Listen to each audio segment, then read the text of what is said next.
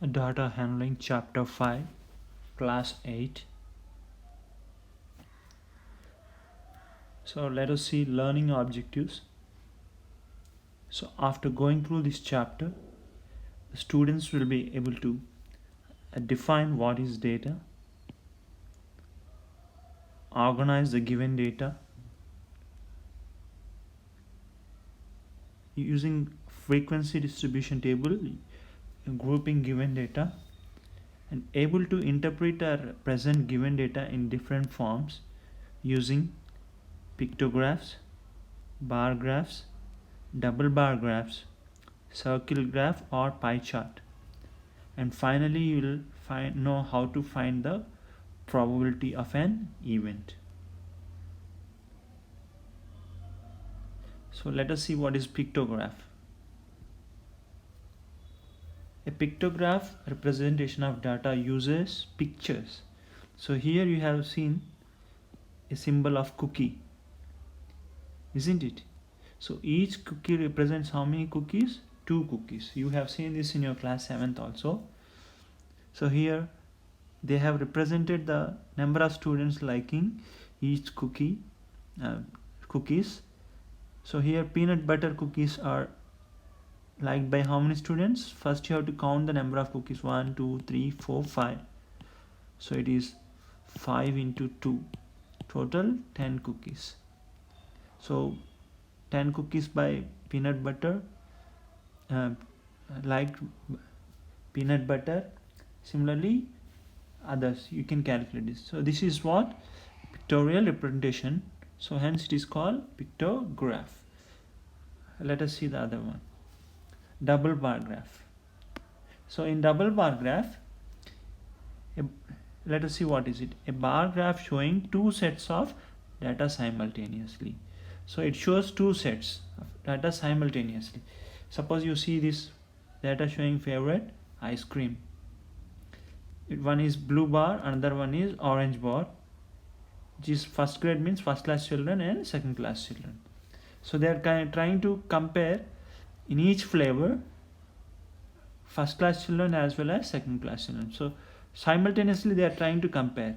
So if you see vanilla flavor, most first class children learn vanilla flavor compared to second class children, whereas second class children or second grade children like chocolate flavor most. Okay, so here a bar graph showing 2 sets of data simultaneously means they try to comparison of data. There you use the double bar graph.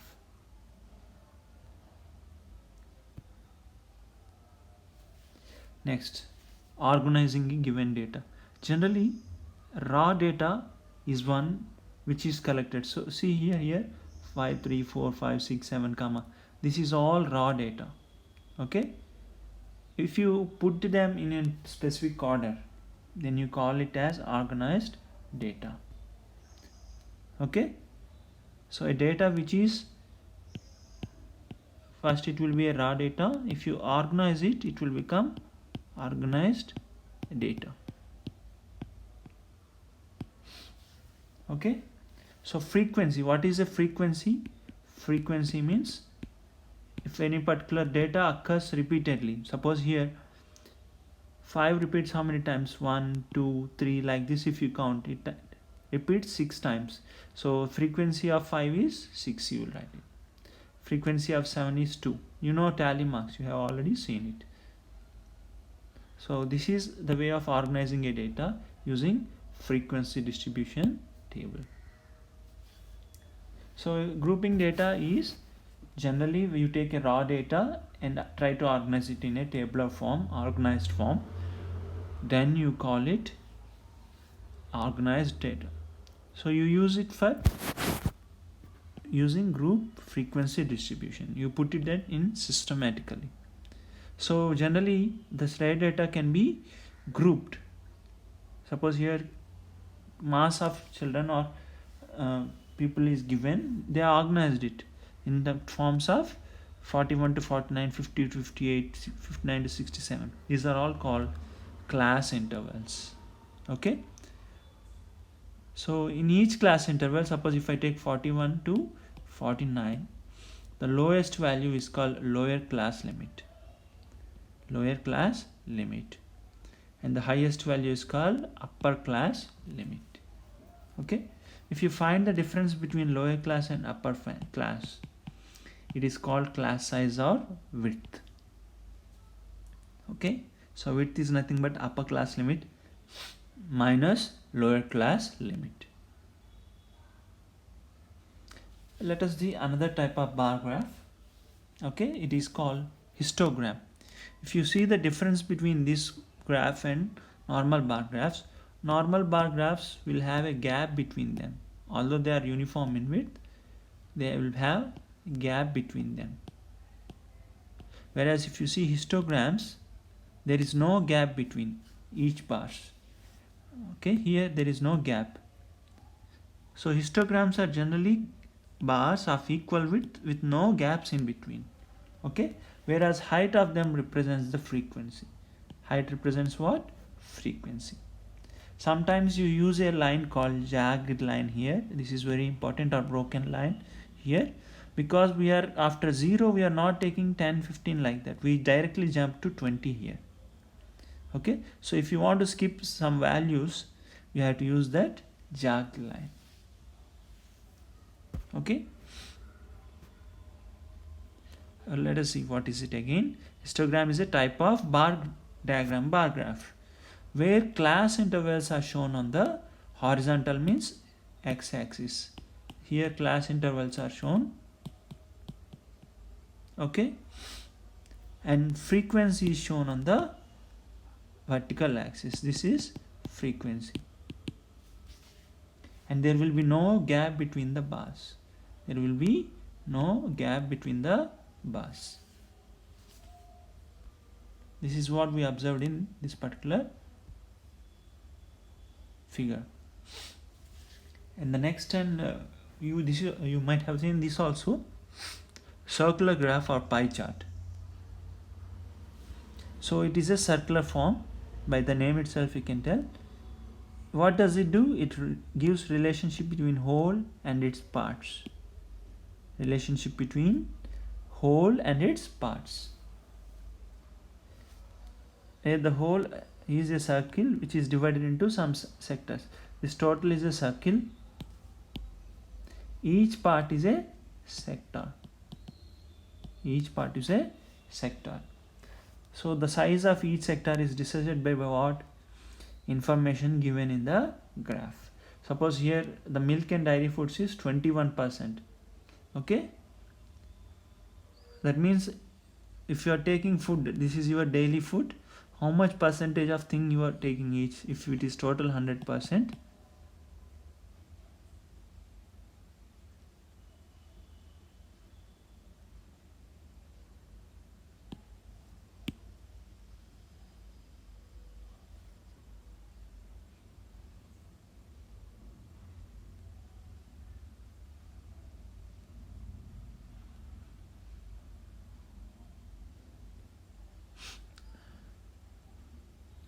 so here we were, if it is total 100%, 21% milk, dairy products, 22% sugar and food drinks, 13% non-vegetarian, 24%.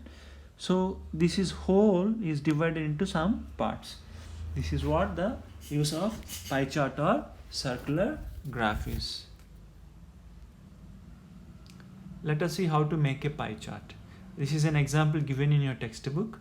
Say on a particular day, different items are sold in a shop. Okay, ordinary bread 320, fruit bread 80, cakes and pastries 160, biscuits 120, and other 40. Total an amount, it is 720 things were sold. In amount of 720 rupees was sold. What is the percentage of each particular shown? Means total 720 is taken as 360 degrees. Okay, so you will make a circle of 360 degrees. Okay, but it is equal to how many rupees? 720 rupees. Rupees 720 is 360 degrees. Now what are the steps involved in this? Means first you should make a table giving items. This is the first step. Second step, sales, how much amount is given. These two are taken from the question itself. Next you have to see how much percentage fraction is there. This is the fraction. Okay, so let us try to understand this.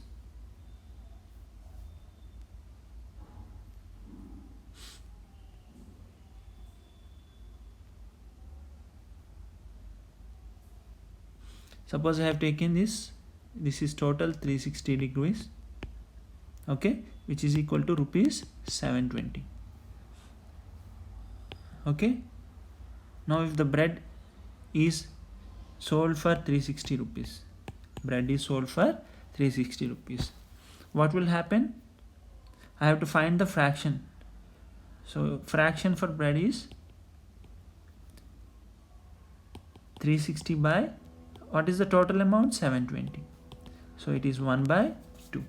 Now for 1 by 2 I have to multiply it with the center angle, that is my total angle is how much? 360 degrees. So this is called central angle. So if you cancel it, you will get 180 degrees. So 180 will be the bread. This is an example. I am not taking what is in the question. So here it is 320. Since here it is 320,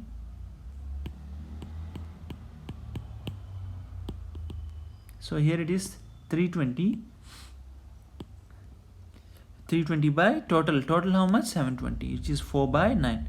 To find the central angle, you should multiply it with total circle's angle, which is 360.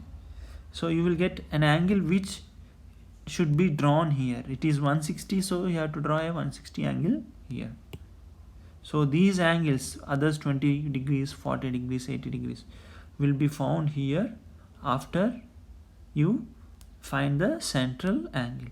So the steps involved are, first you will make a table, given values will be drawn here, next it will be written in fraction, and finally it will be in the central angle. So one more last topic in this chapter is chance and probability. So you might have used in many situations in your life about chance. So let us see, imagine you are beginning a cricket match when you ask your friend to toss a coin and make a call. Can you control the result? No, because it is not possible. So such experiment where you cannot control the result is called a random experiment. So here the experiment has two possibilities. One is head and the one is tail. These two are called outcomes of the experiment. Since both are having 50-50 chance, equal chances, we call them as equally likely outcomes. Each outcome has same chance of occurring. Example, when you don't speak on both head and tail, both head and tail have equal chances here. Both head and tail have equal chances here.